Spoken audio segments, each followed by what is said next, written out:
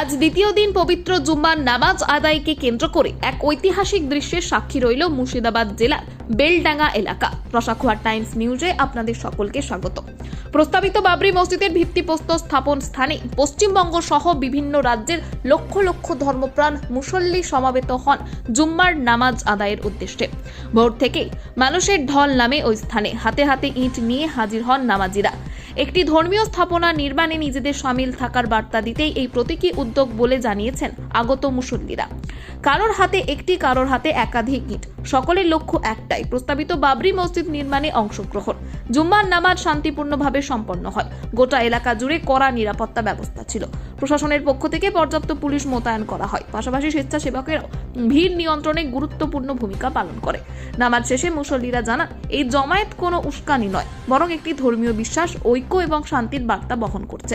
তাদের দাবি, সংবিধান মেনেই তারা তাদের ধর্মীয় অধিকার পালন করছেন। এই ঐতিহাসিক জমায়েতকে ঘিরে ইতিমধ্যেই রাজ্য ও রাজ্য রাজনীতিতে শুরু হয়েছে আলোচনা। তবে প্রশাসনের পক্ষ থেকে স্পষ্ট করা হয়েছে, পরিস্থিতি সম্পূর্ণ নিয়ন্ত্রণে রয়েছে এবং কোথাও কোনো অপ্রীতিকর ঘটনা খবর নেই। এরপরে কি জানা যাচ্ছে আরো দেখুন বিস্তারিত। আপনারা দেখছেন রসাখোয়া টাইমস নিউজ, সবসময় সত্যের সন্ধানে। সংবাদটি ভালো লাগলে লাইক, শেয়ার করুন। আরো আপডেটের জন্য আমাদের চ্যানেলটি ফলো করতে ভুলবেন না। দমকল কখন বেরিয়েছিলেন? 8টার সময়। আজকে দ্বিতীয় জুম্মা পড়বেন না আগে জুম্মা এসেছিলেন? না, আমার প্রথম জুম্মা। প্রথম জুম্মা। কতটা খুশি আজকে বাবরি মসজিদের স্থাপনের কাছে নামাজ পড়বেন?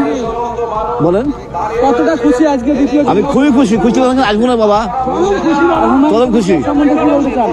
হ্যাঁ, হুমায়ুন কবিরকে কি বলতে চান এই সম্বন্ধে? ভীষণ তো ভালো বলি, ভালো লাগে দেখছি।